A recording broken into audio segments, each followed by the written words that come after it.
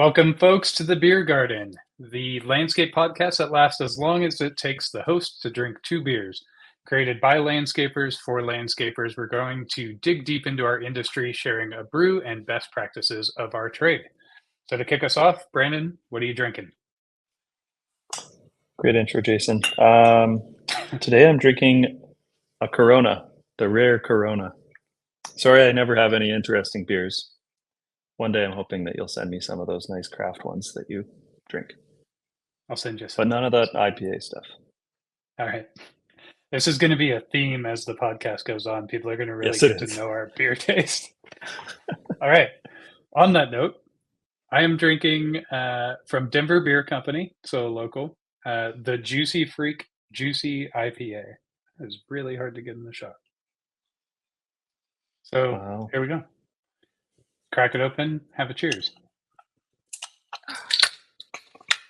Cheers, buddy. Cheers.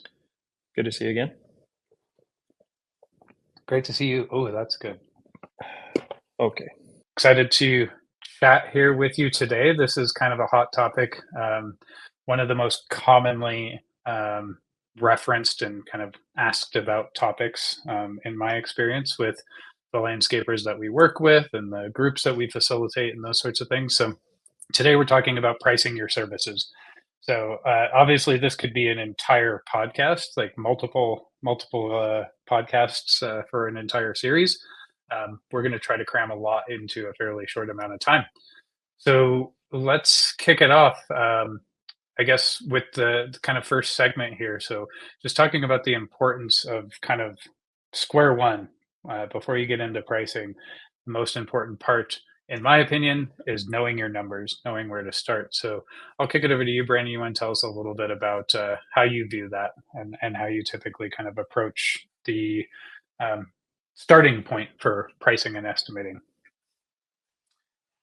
Yeah. I mean, I think that when I first started, I was really nervous about it, and I think that's quite common from other business owners that I talk to. They're really nervous about charging what they're worth, or they're more worried about getting the job than it seems like making money on the job. Um, and maybe they don't know finance well enough to really budget properly and that kind of thing. So it's certainly important. Some of the most stressful times, I would say, in my time in landscaping is, finishing a season or finishing a year, and you look back and it was super stressful. You busted your ass for a year and you made no money, or you made very, very little money. And that's usually when some of the regret starts to set in about starting a business in the first place, and it's just terrible. So really learning that language and learning finance is extremely important, I would say, and something you know I wish that I knew in year one instead of later on in my career. Right. Absolutely. I would agree with that. It's probably one of the more daunting sort of parts of business because it is, I like the way you put it, is learning the language of finance. Like it is its own language. Um, but Well, even the just, language of business, yeah, yeah. Maybe I yeah, said the language of finance, but I mean it's just the language of business, really, right? mhm, So exactly. And I think even if you're just starting out, let's say you don't have historical numbers to reference, you're starting from square one, it's still very, very important, arguably more important at that point to sit down and really think through, what is going to be needed for your business to be successful this year and work backwards into your pricing that way. So I always like to start with like owner's comp and profit in that scenario, right? Like how much do I need to make this year to be comfortable? Um, how much do I need to retain as a business to be able to continue to grow? And then work backwards from there. What are the costs, the fixed right. costs I know that I'm going to have this year in order to do that? So What am I? on that, like when you're budgeting for the year, do you kind of start at the bottom Like you start at the bottom as far as this is the net profit I need to make and work your way up to the revenue and the sales that you'll need to get.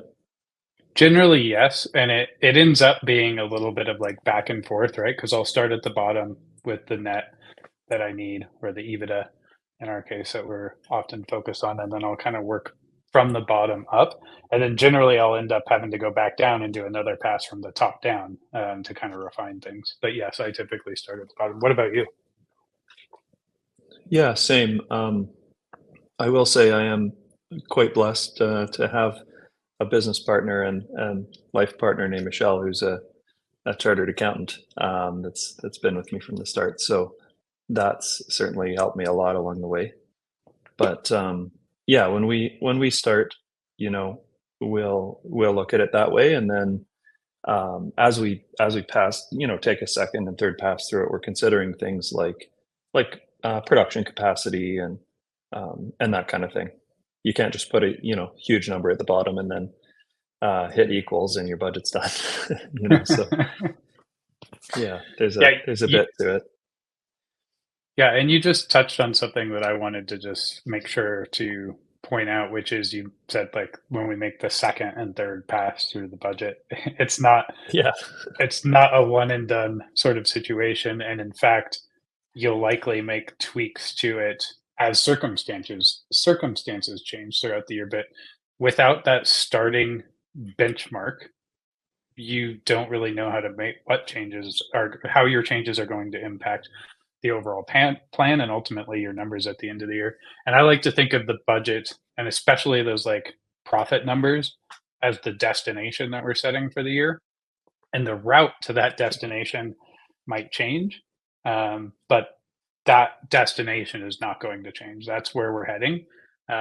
We were just going through this actually with our production manager. So we were kind of discussing that we've done the first cut of the budget. We initially had a cut of the capacity plan. Now we're making some tweaks to the capacity plan, which is of course changing like our our variable costs, our those sorts of things.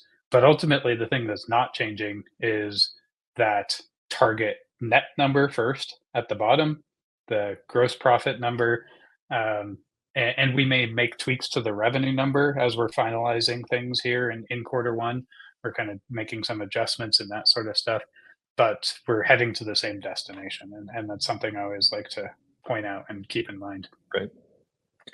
Yeah, a kind of recurring or classic case of that in our company is because we're so maintenance heavy, and there's quite a set sales period in spring for maintenance, and our fiscal year is the calendar year. So if we miss our contract sales, then we're off budget, right?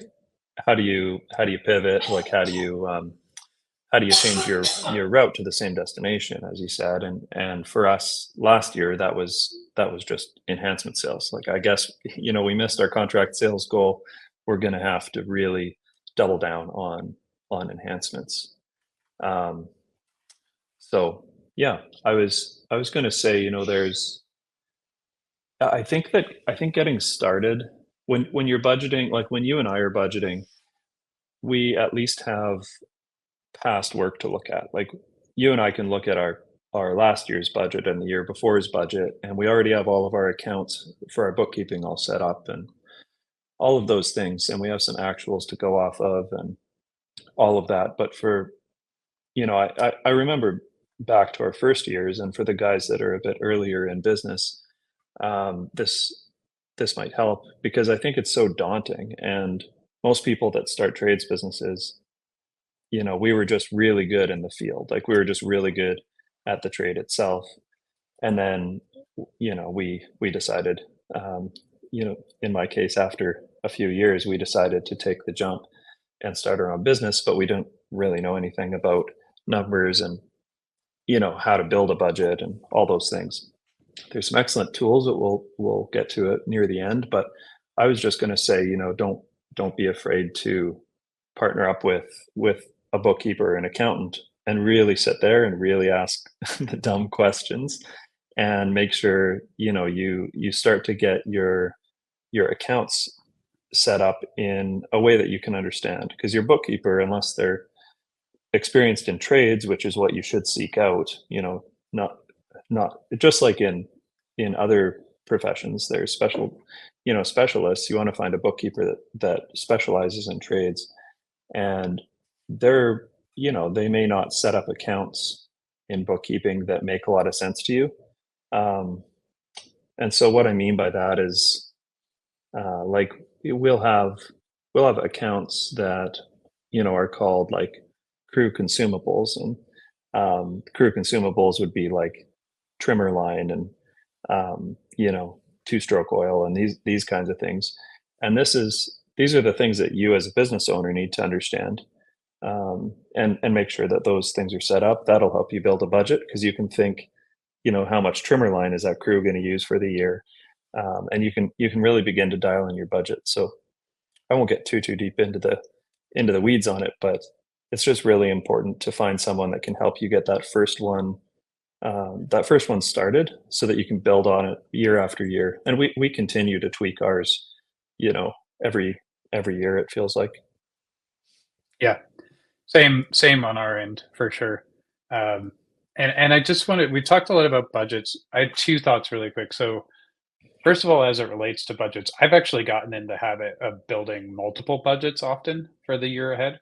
So I'll have Right. like a best case scenario and a worst case scenario, maybe even three: best case, like target, and worst case. Um, the reason I do that is it just sometimes will make the levers easier to pull. But just speaking from experience, this is a lesson that I learned recently is when you're doing those multiple budgets, being aware of like the danger of living between two budgets. So it's very easy to do when you set things up that way. And I learned the hard way on this recently, which was, we had our initial budget and we kind of, rather than what we failed to do was really live by the milestones that we set. So as an example, was like when we hit this revenue point, we can afford to add another crew, for example, as a simple reference. Sure. Um, we caught ourselves because we're very typically as business owners, we're very ambitious and very driven to grow and to do those things. Caught ourselves kind of justifying like, okay, well, we can add that crew now. We're not quite at that revenue mark, but we know we're going to go toward that flex budget, right? Right. And then Or the when you stretch don't, stretch budget. Yeah. yeah, the stretch budget, yeah. And then Right. when you don't, and you took on all that additional overhead or variable cost, and it doesn't make sense to do that, you end up throwing your entire balance out of whack from your budget. So um, just personal kind of lesson that I've learned, even after doing it for multiple years. Um, and then the last thing I wanted to just say, regarding we're talking a lot about budgets, but just in general about knowing your numbers. This is not like a one and done thing. You don't set the budget and then you're just done for the year. We mentioned making tweaks to that, but I also just want to highlight the importance of making sure you have a system to collect the actuals in as close to real time as possible. So, what I Right. mean by that is if we set a budget and we're using that budget to set our pricing, which we're going to get much more deep on here in a minute, um, making sure that you're checking job by job or route by route, depending on how you do it. Did we meet those budgets? Is our because that can indicate, is my pricing right? Do we have inefficiencies in the field that we need to correct? There's all sorts of levers that you might have to pull to fix that. But if you're not tracking those actuals, then you're just going to be in the same spot. Even when you build the budget, you're going to get to the end of the year and be like, oh, well, now my bookkeeper is telling us that we were nowhere near our budget. So it's very important to Yeah. have a regular rhythm for checking in on these things. Yeah. And if you don't have the data either, then you're just guessing, and you're trying to do that in December or January when you're looking back at the summer in July and August, and you're not gonna be able to remember. So just collecting all that data with some time tracking software, typically, is the way to do that. And there's lots of those out there.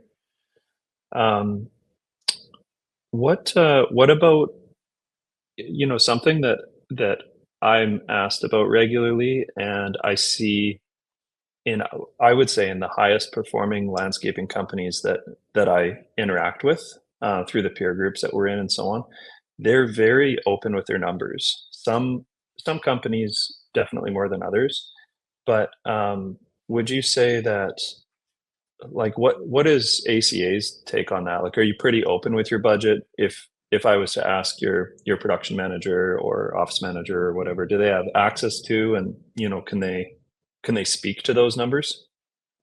I think the Yeah, best companies are generally pretty open. I can honestly say that for years I wasn't. I kind of did it in this insulated bubble. But more recently, we have I've made a conscious effort to involve the team, not only in like cluing them in on the budget, but this year actually our leadership team built the budget together. So our production manager, office Mhm. manager, myself, and our marketing and IT manager, we all built the budget together.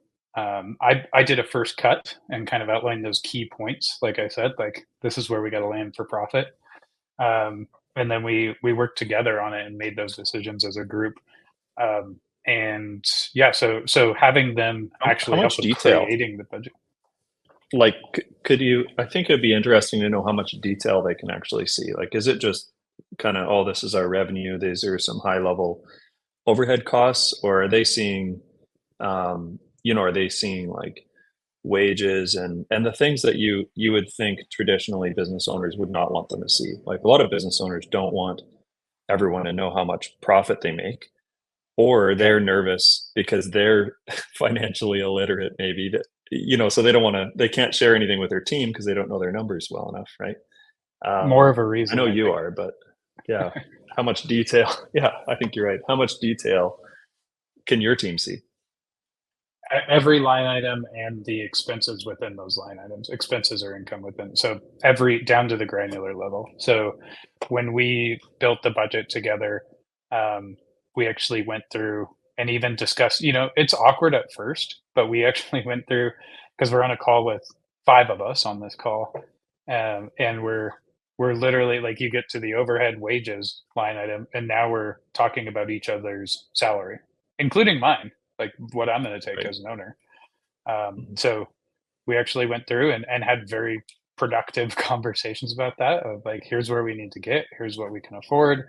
Um, and I think it's a helpful, first of all, if you don't have people on your core leadership team that you're comfortable sharing those numbers with, then you might not have the right team there. I feel like it's Right.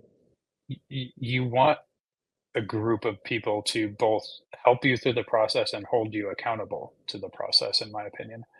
Um, Exactly. and and I think it also is going to make that regular collection of data um, easier because it's not all on you anymore. So each of our leadership team members own certain line items within the budget as well, and we do a similar thing at Issue ID, right? So we each own like certain expense line items, and we have to report on that monthly, why we were over Right. or why we were under. Um, and that just sets that kind of tone. And I also think like we years ago we actually started sharing at the very least the high level numbers with down to like technicians in the field of like this is our target revenue this year, this is our target gross profit margin, this is our target EBITDA or net profit, um, and here's why. Some explaining on those sorts of things. But what I think is interesting is it actually, I think, has the opposite effect a lot of the time, where people are afraid they're going to be like, "Oh my God, you make so much money," and they're just like robbing us Right. blind, sort of thing. When you actually, people are so focused on revenue that when you actually start breaking down like where all that revenue goes, um, Exactly. I think it changes the perception quite a bit. Yeah, it's an eye opener because maybe they've seen an invoice before, or an estimate or something like that, and they see like, wow, they're charging 10 grand for this job, and we do a few of those a week or whatever. So this guy must be really raking it in. But I think that if you want to feel like people are partners with you, like you want that feeling of these people are standing beside me, running this business, building this business with me, rather than just working for me. They need to know the numbers. Like they need to know how the business is doing, for better or worse. Um, and that's one of the biggest ways that I think you can you can generate that, because they really know how you're doing, and it adds a level of transparency and trust, for sure, from the owner. Um, and it's fun to learn, frankly. Like in our company, a lot of our zone managers, they didn't necessarily all speak the language of business, like finance, before they started, but they quickly learned, and we were happy to teach them. And it's kind of exciting for them. They're really like learning business, right? So it adds kind of maybe a lame level of fun to to the job for them too. And we do financial reviews and build a budget with them, like you mentioned. So yeah, it definitely feels like more of a partnership, type feeling when you share your numbers with everybody. So I definitely recommend that. There's a good saying. I don't know who originally said it, but I've heard multiple business owners over the years say it, which is revenue is vanity and profit is sanity. And you hear your guys again, like your people, talking about sales and how much money you're making, and when you ask a business owner about their business, if all they mention is top line, it doesn't give the details of how their business is actually doing, down at the bottom line. And yeah, so I really like that saying. The I think that says a lot. variation that I've adopted of that I really like, which is revenue is vanity, profit is sanity, and cash is king. So cash Yeah. flow also very Right, important. yeah. Nice. Awesome. That's good. Well, so we were talking a lot about this budget, talking a lot about the importance of knowing your numbers. Let's dive into like why we're talking about this, because we're really, this Sure. conversation's about pricing strategy and how we can price. So let's just talk about that. I'd love to chat about pricing strategies, and I really think of it as kind of three primary strategies, um, that I've heard of, that are fairly consistent across industries, not just ours. This is same thing we went through when when determining what to charge for issue ID. Um, and there's kind of three buckets that they typically fall in. So cost-based pricing, which would be determining your price based on your numbers, which we just talked about. So you got to take into account the variable cost, the overhead, the profit metrics that you need to hit, and determining your pricing based off that. There's competition based pricing, so just simply analyzing your market and what your competitors are pricing and basing your pricing off of that. Um, and then there's value based pricing. So pricing based on the perceived value from your ideal client's perspective, right? So I'd love to chat about those, get kind of your thoughts on those three methods, and which combination you think might be the best. Yeah. A few things came to mind as you were going through them. So, on just like strictly cost-based pricing, if you're dialed enough to actually know your costs really well and the profit you want to make, um, if you just blanket applied that across the board, and you said, you know, X net or X gross profit is what we want to make. Um, I think what you would find is you would win. Like there's certain jobs you'd be priced very low on in the market against your competitors, and certain jobs you would be way overpriced on, right? So maybe labor is priced, at a lower profit margin if you were to compare to your competitors, but certain materials are priced a lot higher, like plant material or something like that. And if you were just to blanket apply it across the board, that would not really work, right? Um, I think competition based pricing is more of like, in my opinion, I guess it would just be more of a guideline. Like it's just good to know this is what is charged in the market. I would never just take that and say, well, and I think this happens a lot, so it's not it's not good. Like I'm in a lot of Facebook groups and a lot of landscape forums, and I just see like, what does everybody charge? Okay, that's what I'm going to do. It's 130 bucks for a skid steer per hour in my area. It's like you're going to go buy a however much is like how much is a skid steer these days? Like 80 grand, 90 grand or something, and you're just going to go off of competitors' pricing in your market and charge that. It's crazy. But it is a good guideline to know, right? What you kind of what the market will bear there. And then value-based pricing is a really interesting one, right? Because you could have your crews mowing, and maybe for mowing you can charge $80 an hour. But if a couple of your people are quite good at tree pruning, those same hours with those same people with maybe cheaper equipment, actually, you're able to charge them out at 110 or $125 an hour. And it's like just the perceived value in the market of your customers, or for like these guys that do fertilizer and weed control, the fert and squirt guys, they're able to just charge, that like the margins they make are really quite impressive. Right. So yeah, I was just, all those thoughts were crossing my mind as you're going through the three types. No, it's a really good How point about you? because I think cost base is so important, in my opinion, to kind of start with. You need to know what you have to charge. Like that's the way I think of it, right? Like Absolutely. you're looking at your budget and you're like, I have to charge this. But if you stopped there and didn't compare, like you said, to the market, what the market is, what the competitors are charging at. So the Furt and Squirt guys is a perfect example. Like if I just focused on what I needed to make and then didn't look elsewhere, I would be the lowest price in the market significantly. And there's a lot of opportunity to move that up. And that has, that's margins and profits that I'm leaving on the table, that I could be charging, but also it's doing a disservice to the industry. You're driving the cost of all these services down in the industry, which we see a lot.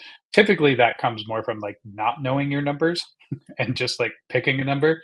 It's the risk of competition based pricing alone as well. Um, and so I would just like something else that came to mind with competition based pricing is just, um, like you were saying, how crazy that is to just be doing that alone. You're assuming Right. that your competition knows what they're doing. You're assuming they know their Which is a numbers. fail. Yeah. Yeah. Yeah, exactly. Yeah. You're assuming they know their numbers, and then you're assuming that their numbers are in line with your numbers. Like that's very dangerous. And it makes me Totally. think of an instance recently. So we manage a Facebook group, for landscapers and snow removal contractors. And there was a conversation. These conversations come up all the time of like, what would you guys charge for this? What would you guys charge? And there was a thread that was basically like, how would you guys price this homeowners association? I'm venturing into homeowners associations.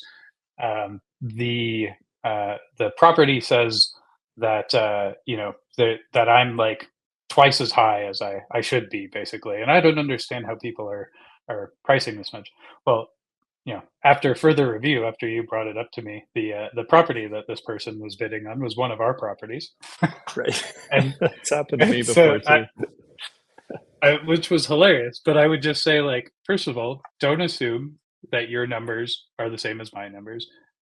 More importantly, especially in this scenario, don't assume, like, know if you're going to do some competition analysis, know that the numbers you're getting are accurate. Maybe don't assume that the numbers that the client is telling you are the numbers that they're getting are Yeah. actual competitors' numbers, because you're in the middle of a negotiation. So they're, of course, they're going to say you're twice as high, um, in that scenario. It's And also like like if I can add, like, because we just do homeowners associations and condos and so on, and it's so, must be with commercial too, but it's so common for them to say things like that, and I don't think they're lying. I think that just a lot of them have had a contractor that might have been, you know, a father-son operation or that type of thing, that had, next to no overhead, and they could price their services really low. They've had them for the last 8 years, and the person retired or something.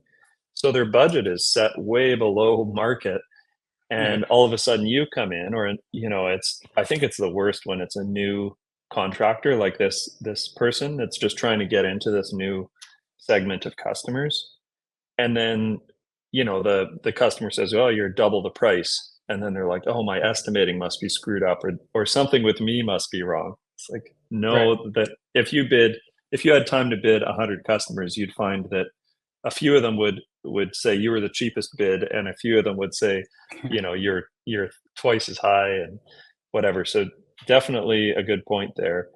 Don't always just take the customer's feedback, especially only one or three, Yeah. as gospel, and base your pricing on it.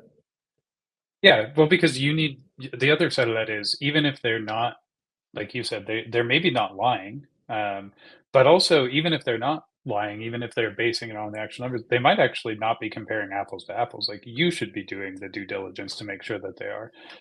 You might be providing pricing for, you know, your package, for example, in the maintenance example, might include a whole bunch of services that their current contractor doesn't include, or that they chose not to go with for that particular contract. So just be aware of those things. Um, Yeah. yeah, and I think the one that we haven't really touched on is value-based pricing. So, and I think the reason for that is it's one of the hardest strategies to price off of if you What's an haven't been in example it of long that? enough to. So value-based pricing really is the way I think of it is it's really just saying like um, what your ideal customer will bear. Like kind of really knowing your ideal customer so well that you understand how much they value the service that you're providing, and therefore you can find that ceiling and you know where that is as far as like my ideal customer is willing to pay this for my services. Um, Got it. and that's why I think it's one of the more difficult pricing strategies. And I'll just let the cat out of the bag here. I think that the best pricing strategy is all three of these together. But Sure. value based takes time. You have to first of all know who your ideal customer is. You have to really get to know your ideal customer intimately, Yeah. understanding where they hang out, what they need, what they value. And once you know that, you can start to find out what it is that they're willing, like how they value your services. And I think it's an iterative process. It's testing and going back to the drawing board, and testing and going back to the drawing board, and figuring out who that ideal client is, and then finally figuring out like where they sit in that kind of perception of value for your product specifically. So yeah, I think in my opinion, it's the best strategy is a combination of the 3. So run your numbers, Yeah. determine your price where you need to be, compare to your competitors and adjust accordingly without sacrificing margin. Um, and then iteratively collect feedback from those ideal clients to determine the value and test increases over time and try to kind of determine that ceiling and where it's at. And keep in mind, it's a moving Absolutely. target. Oh, yeah, that's great. I was gonna add, something to, I guess, keep an eye on is your success rate on your bids to know, because it is a moving target, right? And especially when you're your first few years in business, or when you're first going into a new segment, like you're getting into condos from Resi or something like that, it's really tough to know where you're landing. If and you Mhm. want to be charging whatever the market can bear and whatever people will pay you on a value-based pricing, while knowing what your competition charges and while knowing what you absolutely need to make. Um, but success rate on estimates can help a lot with that. And I always hear people arguing about this, whether it's in our group, or at in the peer group that we're in. But ours hovers around 35%. So I know, for these condo bids that we win, we need to send 3 estimates for every one that we win, and it's been that way for years. And some people would probably say that's really low, and it probably is low compared to other companies.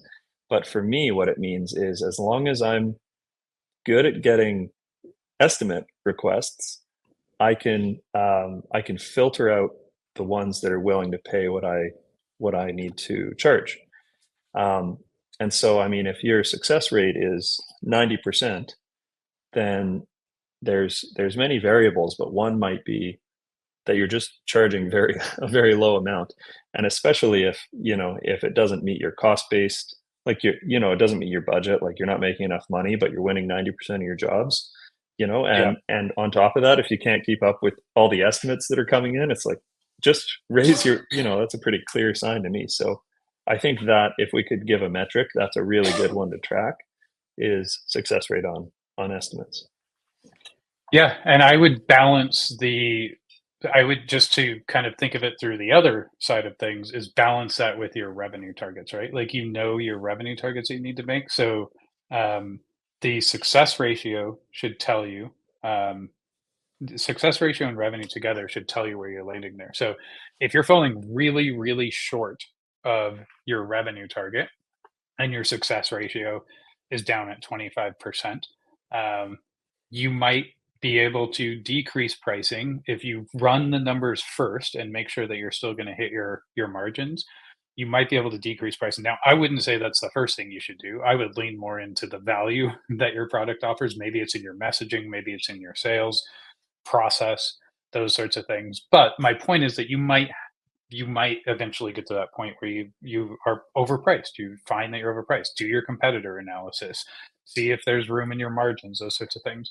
And on the other hand, like you said, if your success ratio is up at 70, 80%, you that's always the first thing I hear. It's another one of those vanity metrics where people will throw out like, I closed 90% of the bids that I send. Like, you are not charging enough. Like, you should Yeah. charge more. Similar to you, we sit anywhere from that like 35% range to 50% range, depending on the revenue stream. If we get over Yep. 50%, it's like an immediate, we need to raise prices. Yeah, problems. Yeah. We talked a lot about your numbers, setting the destination with the budget. That's kind of the key thing, making sure that you can come back and catch the actuals. And then this last part about pricing strategies really kind of, in our humble opinion, a combination of the three strategies. So cost based, competition based, and value based. And I really like what Brandon just said there about utilize your success ratio as a key metric to measure how you're doing on those numbers. And again, this is a constant process. It's a moving target. And and so now, like, kind of the next thing that comes to mind is like, all right, I've determined that my margins are not where they need to be. um, I've determined that my success ratio is really high, and you're telling me I need to charge more, but I'm scared. Like, that's, we see that a lot, right? It's like, well, how do I charge more? I have customers that have been with us forever. This is what I've charged forever. What if I lose a bunch of my customers when I start charging more, and then I can't possibly hit my revenue numbers? How do I charge more? Yeah, it seems like every landscape company goes through a phase when they're, I don't know, a smaller company, like under 1 million in revenue. They start out, they've got customers that are friends, family, neighbors, families, friends, whatever. It always seems to be something like that, where they've worked for them for years, and it takes up a spot on their route, which is expensive, and they have just done it forever, and they don't want to raise the price on this individual, right? Or cut them. Um, I know I had that. I worked with my dad for a while, and we had a couple of customers, and it was like, I don't even think we're invoicing these people, but they were just friends of the family or whatever. So I don't know why that happens, but it seems to happen a lot, and I would just say, stop it. Do you do that? Do you Yeah. have customers like that today still, or have you? Certainly, we have customers who have been with us for a long time, and there were definitely many, many years where I was afraid of raising prices on them. Um, I've gotten over that fear and just gone for it. It's a nice way of saying it. I've gotten over the fear and I've just gone for it. And what I found is like, you're 90% of the time, you're underestimating your value. You're valuing your perceived value is much less than your customer's perceived value. If they've been with you that long, they should really know your value. So And they unless you're have so, money, like they're paying someone to cut yeah, their grass. They've yeah, got some money, right? right. So yeah, we've um, we've tried different strategies with this early on, and we still do this occasionally. Like I have customers who are grandfathered into certain rates, so they don't necessarily meet the rates that I'm setting for this year for new customers coming in. But they're definitely not below my target margins. They're just maybe not up at the rates that we have for this year, but they have to meet the margins. Um, as long as they meet the margins, I might grandfather them in, and that's one strategy. But the other thing that I've found, that was interesting is, like, it's the Pareto principle, right? The 80-20 rule. It's like, 80% of your problems probably come from 20% of your customers. Those headaches and stuff, those are the ones that are draining that profit. And Yes. real easy way to kind of pressure test that and keep it in check is raise your prices regularly.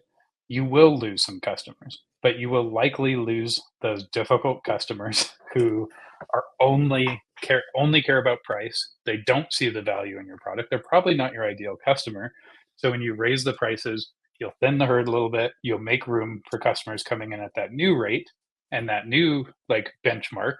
And suddenly, just by doing that, you're more profitable. We actually, this is a few years back, and I'll preface it by saying it was only one of our revenue streams, what we call our one-off services. But we raised our prices by 40% one year, and we just That's a jumped lot. it up 40%, and we lost some customers, but we filled all those positions with new customers. So in the end, our revenue skyrocketed in that stream, as you would expect, because just by the way of the price going up, um, and we didn't feel any negative impact from that. It was all positive. We only lost the headache And customers. you're talking about like one-off, like an aeration or one-off cleanups or these Yeah, kind of things, these not are like your maintenance contracts going from 200 a yeah, month to 280 or whatever that is. right. I didn't increase our maintenance customers from 100 grand to 140 grand, but these are one-off services. So it's like with the average job size is very small for us still. It's aerations, fertilization, sprinkler activations. Our average job size is $125. Now, I just said it's $125. Please don't just go start charging $125 for these services. Like, we know we can charge $125 because we can do 30 to 40 of those in a day with a two-man crew because of our route density and our processes. We don't spend anything on the acquisition of those clients other than the marketing cost to drive them in. The sales process is entirely automated. So they have a self-serve portal, they book themselves into their zone, their geographical zone. So we keep density. So that's what allows us to have that average job size so Sure. low. Let's. I've got a second beer here. I need to open. Are you ready? What do you have? Are you Ready drinking for the a same thing? ready for a halftime beer? Yes. I don't just buy. I'm Yeah, not like one of those people that just goes and buys a bunch of singles or whatever. variety packs. I'm a simple All right. man. Okay. So, well, I'll introduce my beer then. I am drinking also Yes. by Denver Beer Company Still a Corona here. the the Incredible Pedal India Pale Ale. Oh my god, dude. Yeah, Lame. you're not a Is it? fan of the IPAs. No, I'm not. I'm not a fan of the names. Incredible Pedal. I guess I'll allow it. It's got like somewhat rhymes. It's a good Hmm. beer. I don't know how IPAs got so damn popular, to be honest. They taste horrible. This When I was is. a kid, I'm. we drank I'm Molson really Canadian gonna. and that was it. I'm. And I'm gonna lucky. enjoy as this podcast matures. Hopefully, expanding your I don't know beer if that's the palette. word. As time goes on, I'm not sure that it will mature, but anyway. That's true. All right. All right. So How as I else do was, you charge? so How do you charge more? Jeez. How yeah, do we get more you asked work? me Or how do we make more money without more customers? how do we charge more. So so we talked about first of all, just not being afraid of doing it, just do it, just bump those prices. But there are strategies that aid in that process. So first of all, we talked a lot about value already. In order so I would say like just Dive into that in more because I think people use the word value all the obviously all the time, and it's just not Yeah. it's like it's just not clear, like, what actions could I actually take in my I'll business give to you just increase my value and charge more. I'll give you an example of what we did. Um, when so we've been we now regularly raise our prices every year. But we had some ground to cover early on, and we really realized like we were years ago we were underpricing services. We had to, when we started to really dive into our numbers and recognize how far off we were, we knew we had a mountain to climb. And so, it was going to be a shock to the system with the amount that we needed to increase. And so we went with the strategy of really enhancing our value. So what we did personally was we again I sound like a broken record, but we really took a lot of time to understand our ideal client. And for us, that was just by like picking our best clients, the ones that we loved to service, that loved us, that always gave us great feedback, and were willing to pay more for our services, and just started asking them what it was they liked about our services, things about themselves. What do you value about our services? What do you value about a product in general that you buy? What Where do you hang out? What do you do on the weekends? All this So, stuff factored I into it. so you actually, when you say ideal client, this is you're looking you're looking within a certain revenue stream in your business, or like what do you mean? Like, you're looking Yep, for people that live in a certain neighborhood, have a certain house size, have a like lawn size. What do you mean by exactly. So ideal client? And are so you when we actually first asking them those questions? yeah Where do you hang we out? did. Well, so first of all, we did early on, yes. But what I mean when I say ideal client is for us, we focused on our core service. Our core service is our recurring revenue. It's our bread and butter maintenance packages, full service maintenance packages.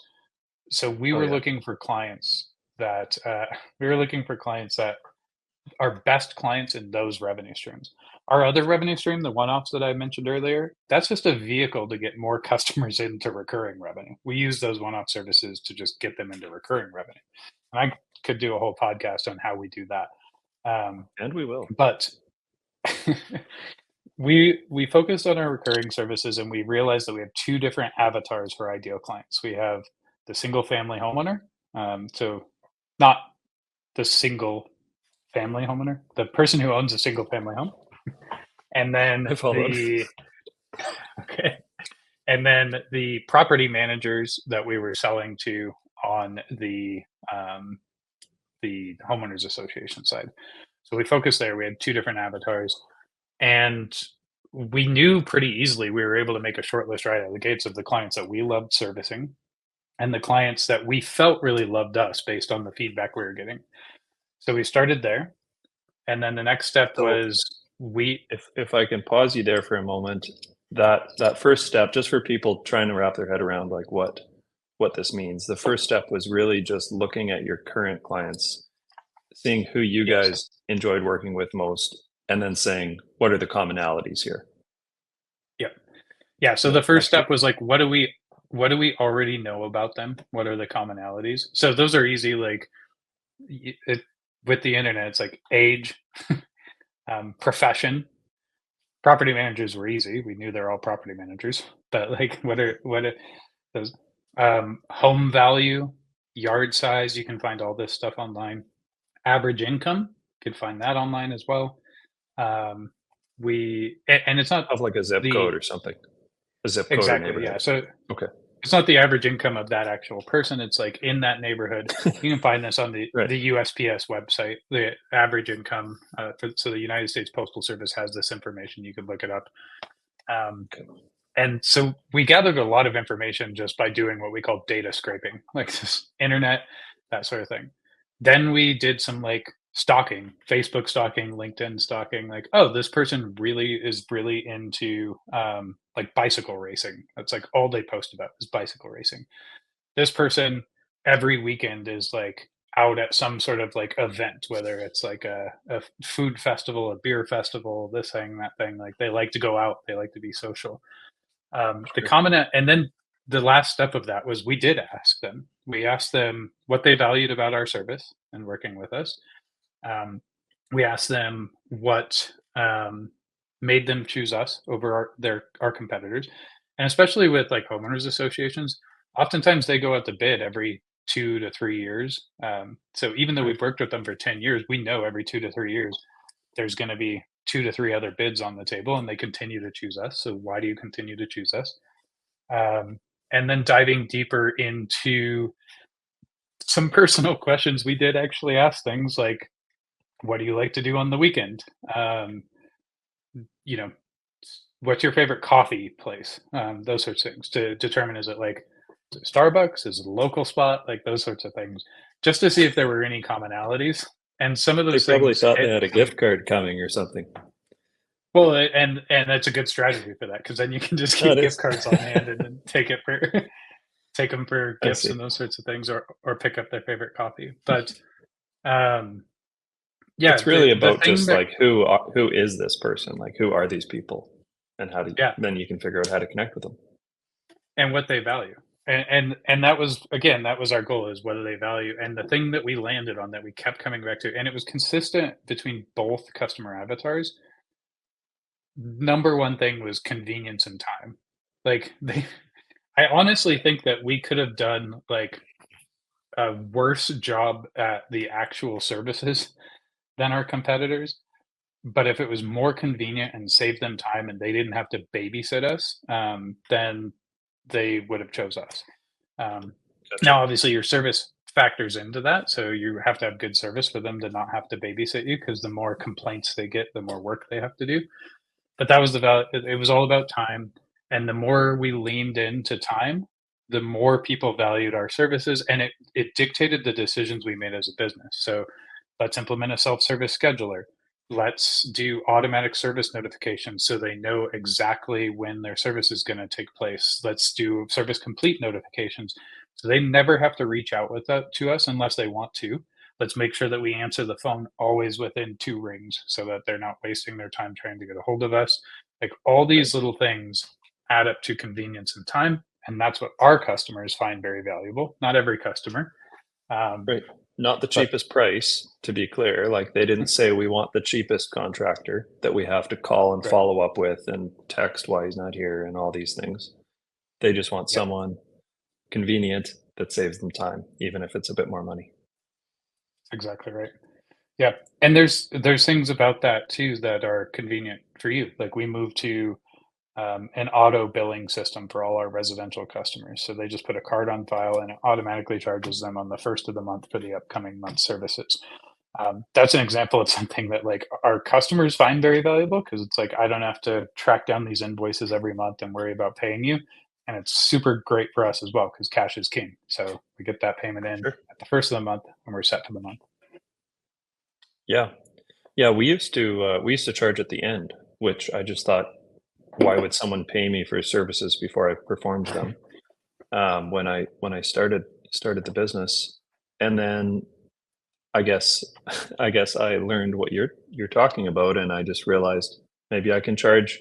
I think I used to charge on like the 30th, the end of the month for the month we had passed, and then I moved it back to the 23rd to see if anything would happen. Tested that out. Nobody said anything. Went back to like the 20th, and then I went to the 15th, and then I like nobody cares. I went to the first, and um, worked like a dream. And then you're billing before you even perform the services, which is awesome for a maintenance company. Right. So I definitely recommend that. Any other last things on just how to increase your prices, how to charge more? Mm, I guess the only other things I might add is just I don't know that this is necessarily charging more. Actually, yes, one thing that comes to mind that's been very effective for us is giving a good, better, best option. And Hmm. it seems kind of weird because these are different services or different packages, right? But it's a way to kind of move that revenue number up a little bit, making sure that your margins match up in there. We always give a good, better, best option for all our packages. And what we did is we actually made it so that um, when we came up with these options, we made the most common package that people selected with us normally, we made that our very bottom package because psychologically people typically pick the middle package. So just by doing that, Right. most our customers just upgraded to the middle package because it's the middle package. It's a weird psychological thing. Um, and so that that was very effective. Things like upgrades to their services, like if it's an enhancement, upgrading from one type of mulch to another. um, I know you do a lot with maintenance bolt-ons, so you have your base level maintenance contract and then you have bolt-ons that they can add to that as well. Yeah, we don't do we don't do like a bronze, silver, gold or anything like that. Um, I think that it must work well because I see it done a lot, but I just I don't really like it. The key thing there, I would say, if you do that, is to think through the whole process all the way to production, not just on sales and what's going to help sell. Yeah. Because man, it can really screw you up when you've got one package that has weekly cuts and another one has biweekly cuts and another one includes four fertilizations and the other one includes only one or two, and then you have the full gambit of customers booking all these things, and then you get into the season to actually put your services on the schedule, and it's like so wonky week to week. So Yeah. definitely thinking through it all, but I think the key is just, if you like, number one, I would say do not offer a level of service that is below a standard you want to park your truck in front of. Yeah. You know what I mean by that? Like we get asked questions like, can you guys do biweekly cuts and like no weed control or something like that? And it's like, that's a red flag that I don't want this customer, for one. And number two, I don't want my truck and my logo in front of that yard because it's not going to look good. Um, so have your minimum level still include what they're going to need. And when it comes to commercial, or even more so, I think HOAs and condos, you have a small group of people choosing services for the entire community, and best if you let them choose the cheapest option, and the cheapest option is going to piss off all of the residents, and none of the residents are going to be happy with the service. Like, say goodbye to your Google review average. Like, every resident in that community doesn't know what the contract that was signed up for by the board was, and now they're just going to be Yeah. really disappointed in your services, right? um, Yeah. so yeah, just one level of service is what we offer with bolt-ons, meaning you can just like add this thing, add this thing. It's pretty simple, and it's worked well for us for years. Right. And to specify, a lot of what we're talking about here at the tail end is increasing ticket size, not actually about charging more, like adding bolt-ons, Right. identifying enhancement opportunities on your sites, all those things. Like, it's a way to generate more revenue. It's not necessarily a tactic for charging more, um, to drive those margins up and those sorts of things. So first of all, make sure your margins are there, but these are great tactics to help increase that revenue number as well.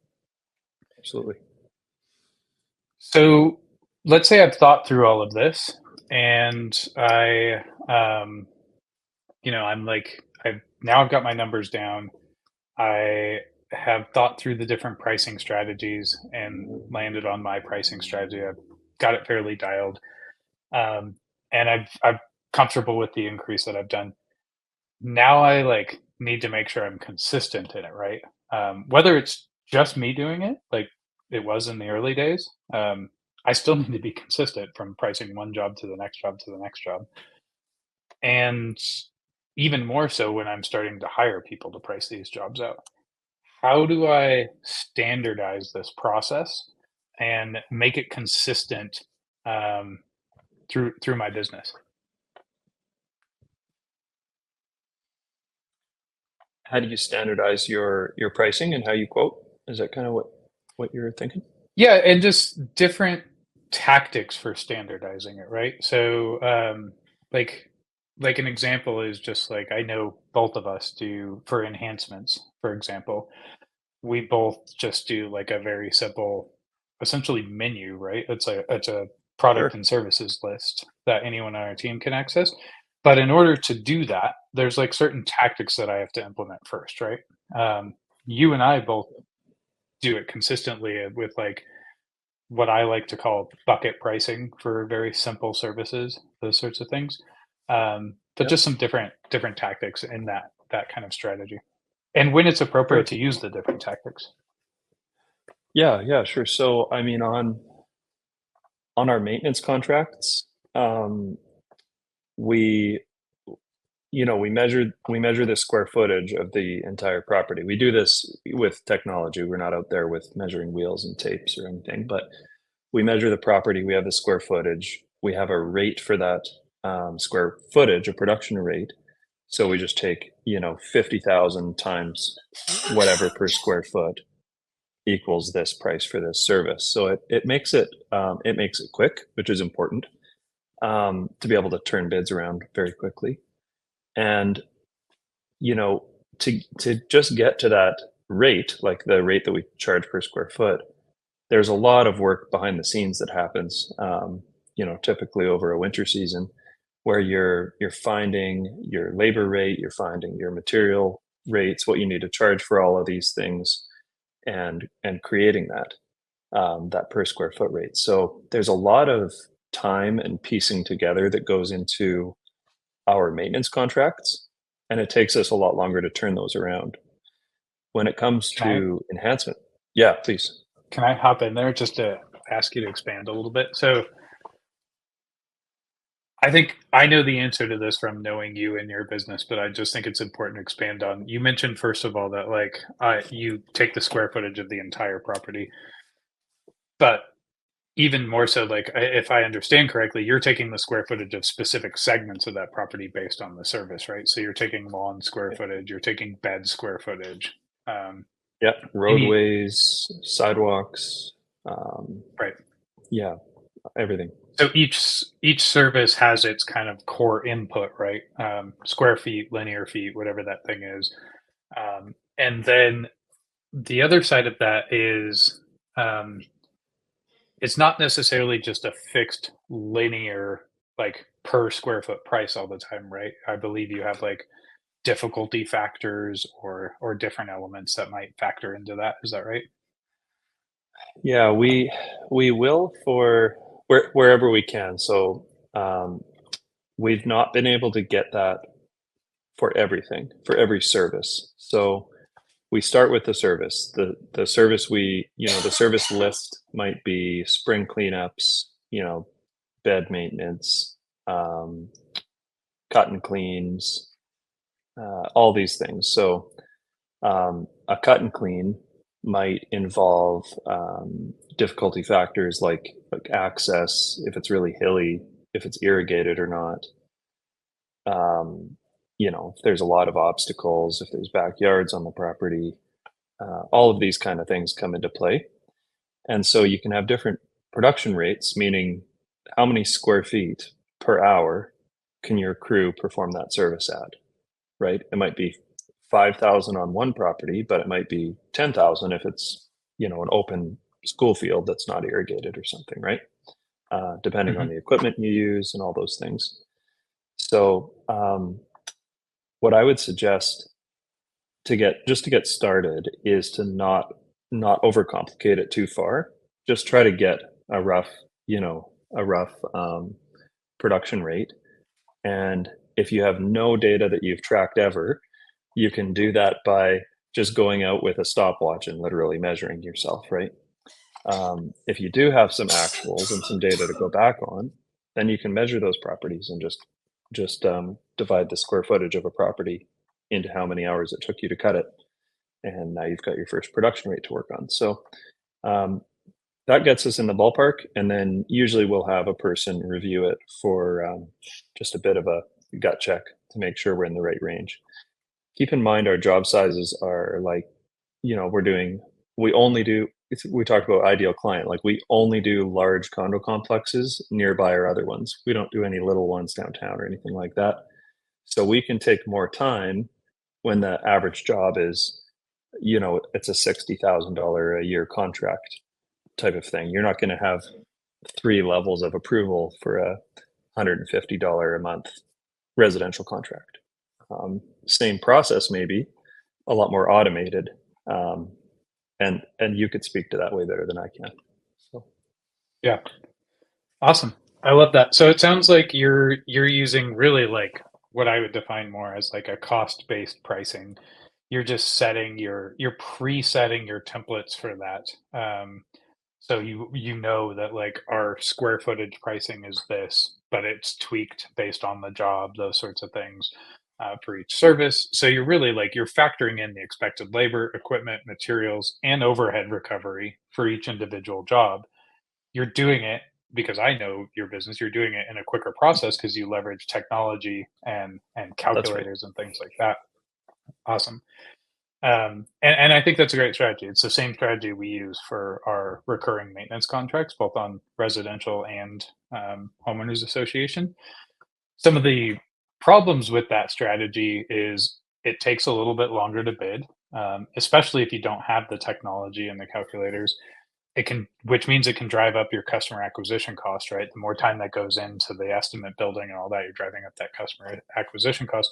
But it's the more accurate way to do it, especially for those larger projects. And it's similar with like design build guys, right? Like they want to make sure they've thought through every detail, all the materials, all the labor, the Of equipment, course. and the overhead recovery. Um, and we do the same thing for our recurring contracts. What's different with us is we do a lot of, very one and done, in and out, quick, low average job size jobs as well.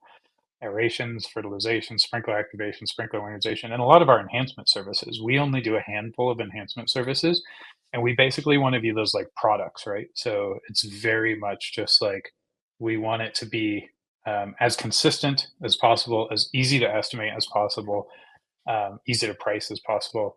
So there's a couple different strategies for that.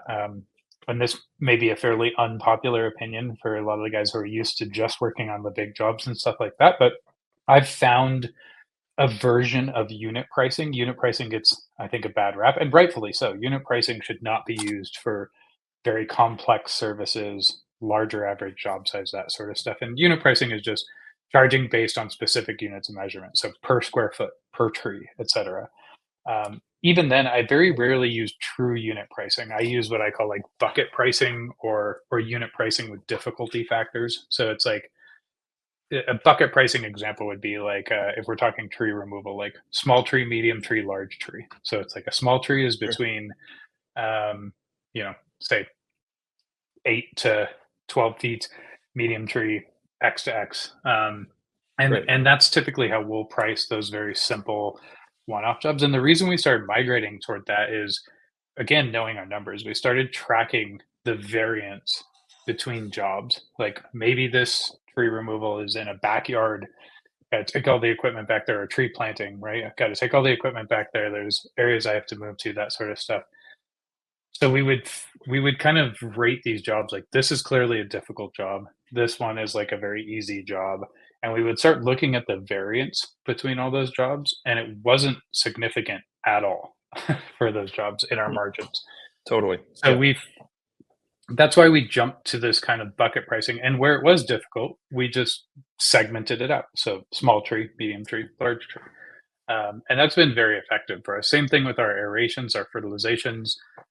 It's a flat rate price up to a certain square footage, and so we just that's the What's the way we handle purpose? it.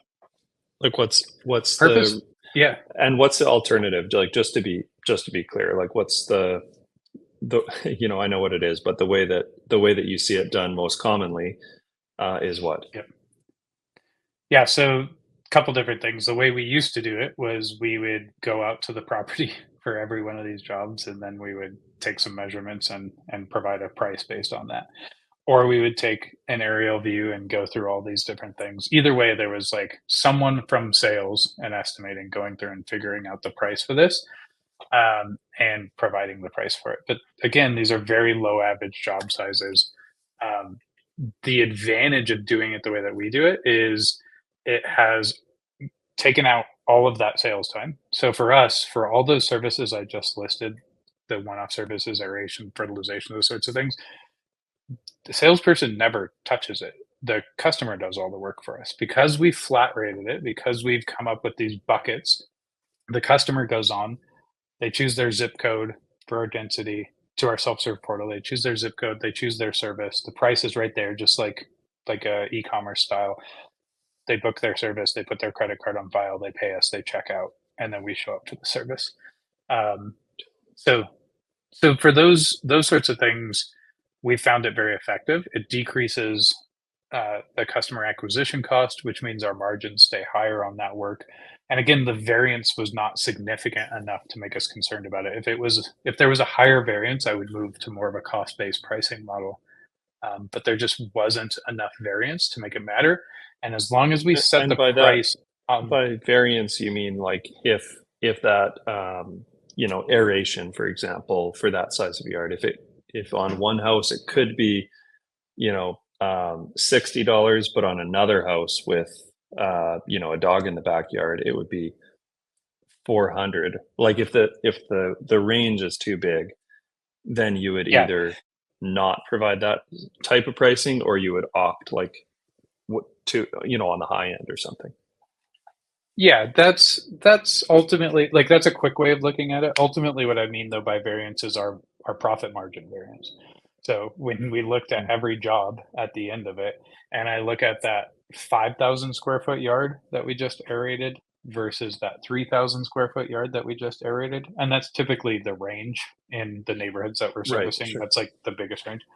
When I look at the difference in profit margin, it was hardly any. It just wasn't significant enough to warrant spending more time on the bid because we would eat more into that margin with the sales and the estimating process than we would if we just And provided a flat jobs rate. like speed is so much more important than I think people realize. Like if Yes. you can just think from your customer's perspective, I'm busy as hell. I'm on my way to work. I want to get my lawn aerated this week.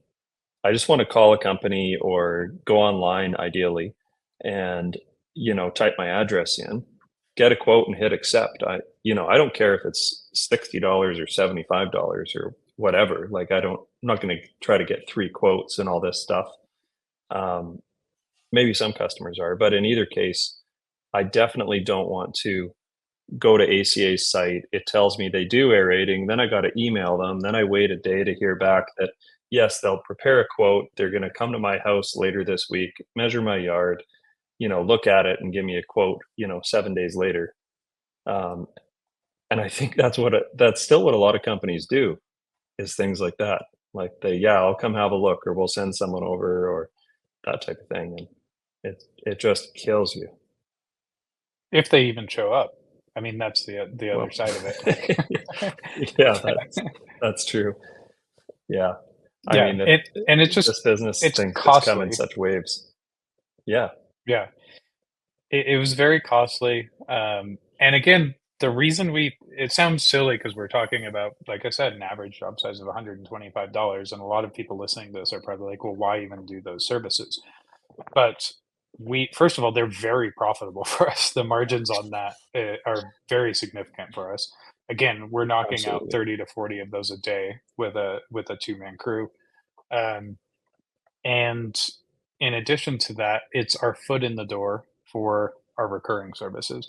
Every customer that books one of those one-off services with us automatically gets a proposal for recurring services, whether they ask for it or not. Come to them, and again, that's automated. The entire process is automated.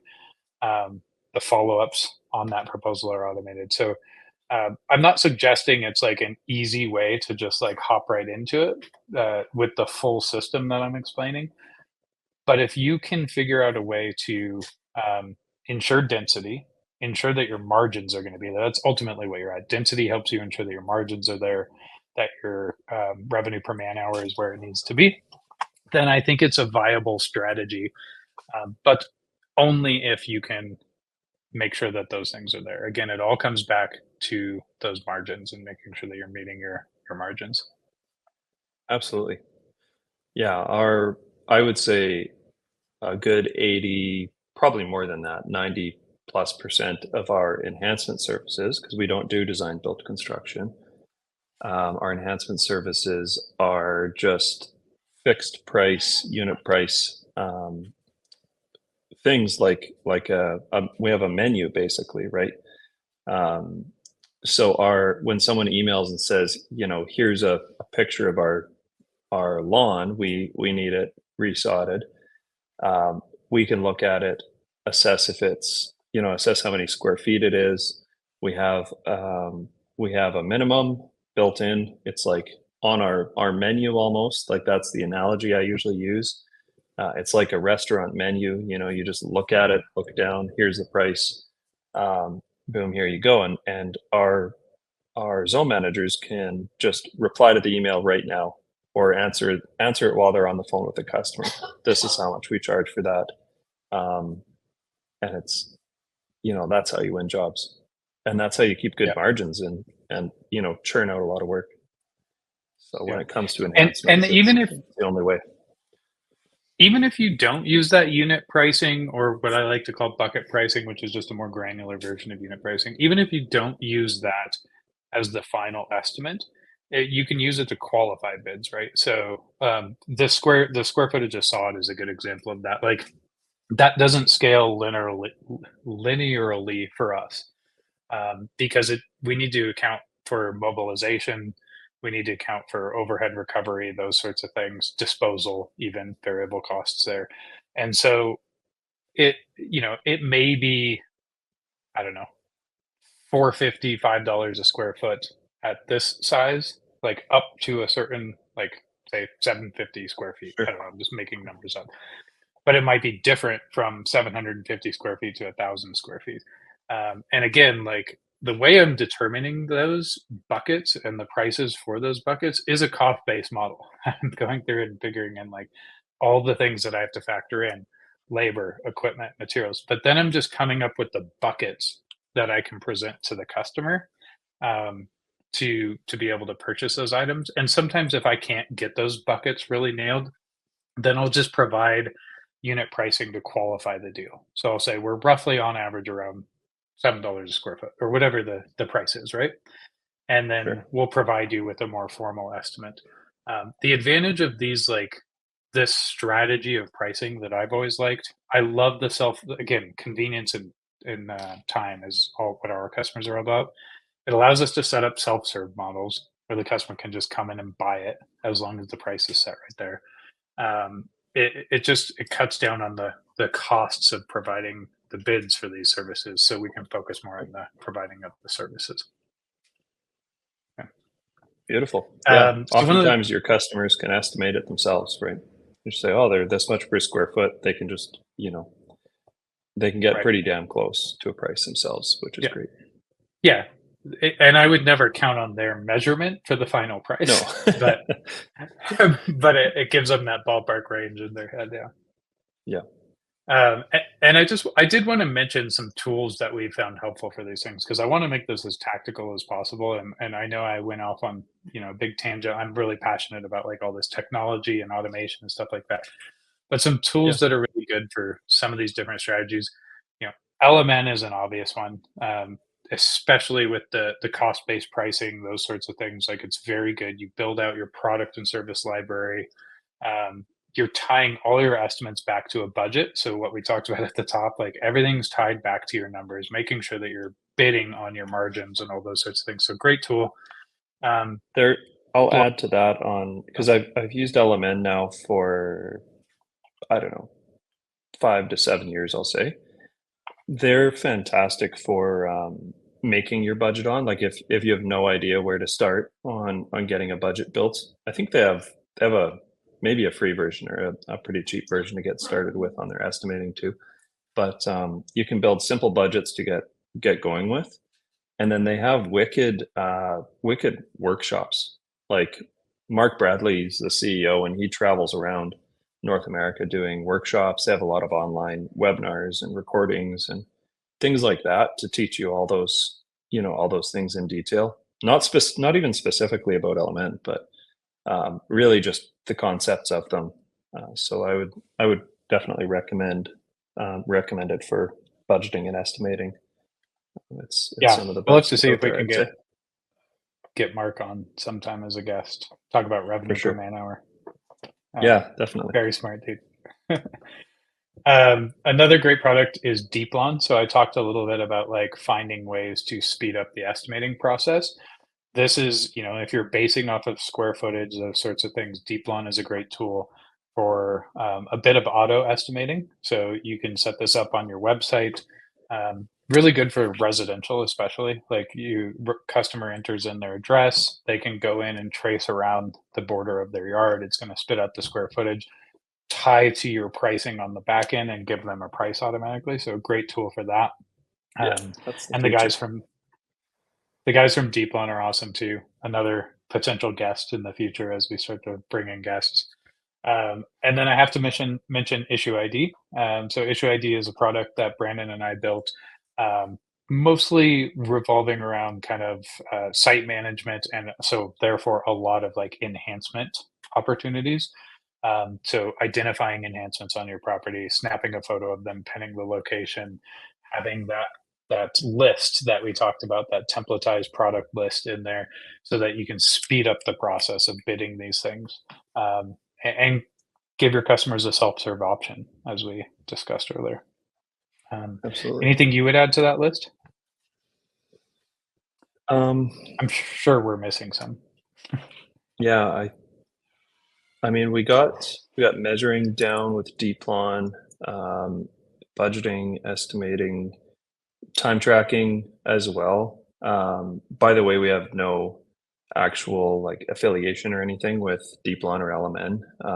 So we're just totally promoting promoting these things based on experience. Like we truly feel all these products kick ass. But I think that that more or less covers it. Like LMN has a basic CRM as well to keep track of emails and customers and those sorts of things.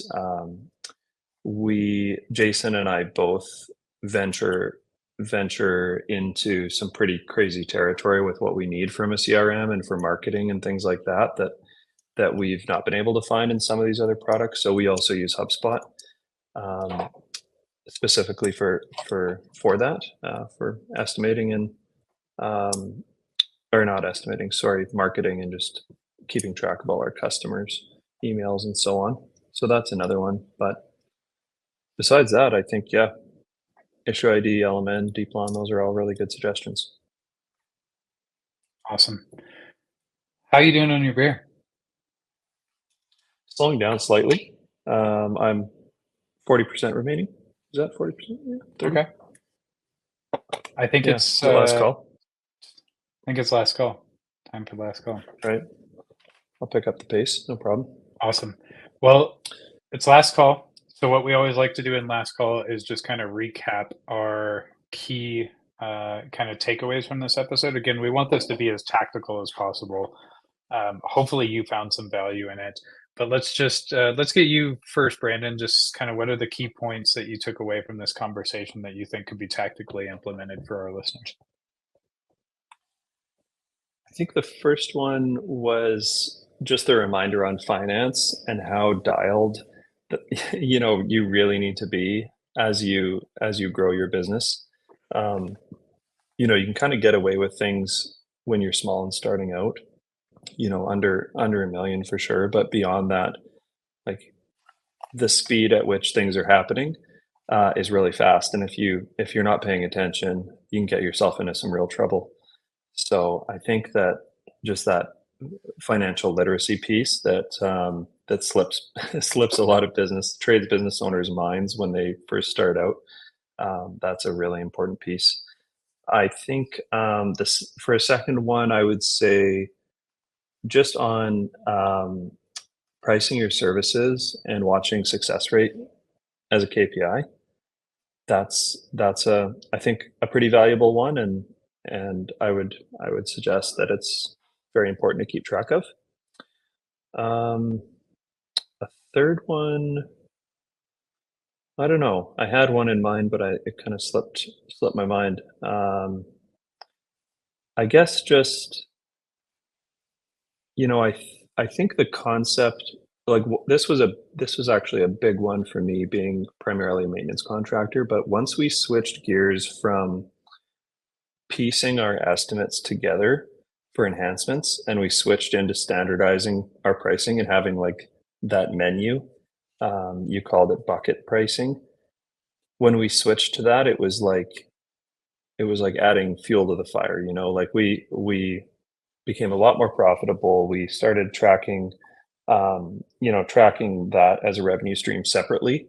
Um, I guess quite a few years ago now, but once we started really doing that and focusing on that, that way of pricing our services, it was a game changer, and we're so much faster, and we do um, so much more enhancement revenue now. It's just crazy. So I think those are my top three.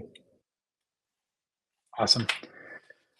All right. My biggest takeaways, yeah, kind of going through the flow of what we discussed, the knowing your numbers, set the destination with the budget first and foremost. Like set the destination, set those benchmarks that you cannot and will not cave on. So you have to hit those margins in everything you bid, and then you need to measure whether you're actually hitting those margins once the job is produced.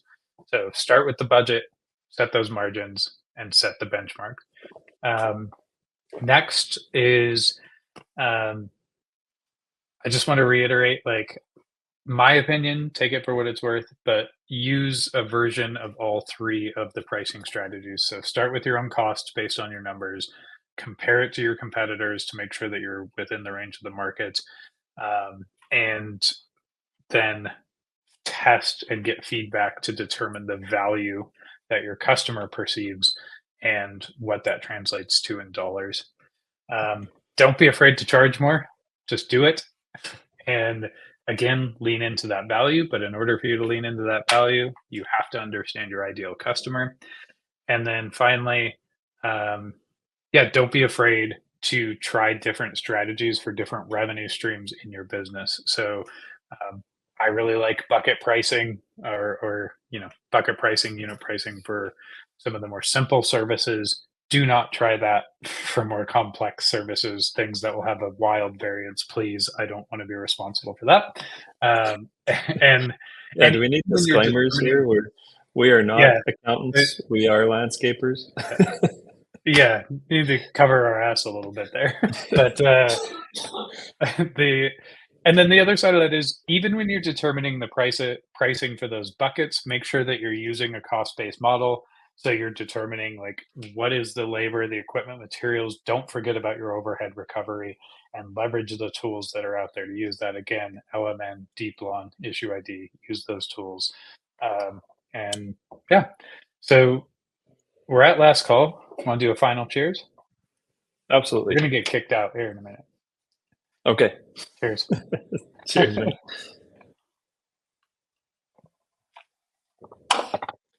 Well, All right. Brandon, I appreciate your time, especially being as late as it is there in Buenos Of Aires. course. And yeah, I appreciate anyone watching, listening to this. I would encourage you guys to implement some of the strategies that we've discussed here, test them, try them out, see what works with your business. I hope you got some value out of the conversation. And please do share with us wherever you're watching or listening to this. Share your comments. Let us know any experiences that you've had with these different models, anything that's worked for you that we didn't mention. Would love to hear about those. And most of all, appreciate you guys listening to us. So thanks for joining us. This has been another episode of The Beer Garden.